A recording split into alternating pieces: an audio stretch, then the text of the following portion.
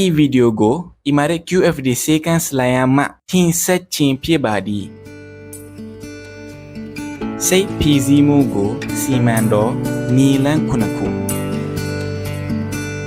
နံပါတ်1လမ်းလျှောက်ပါနံပါတ်2အသက်ပြင်းပြင်းရှူပါနံပါတ်3အင်းတော်တော်အစားစားပါနံပါတ်4တယောက်ယောက်ကိုရင်ဖွင့်ပါနံပါတ်5သူများကိုကျင့်နာစွာဆက်ဆံပါ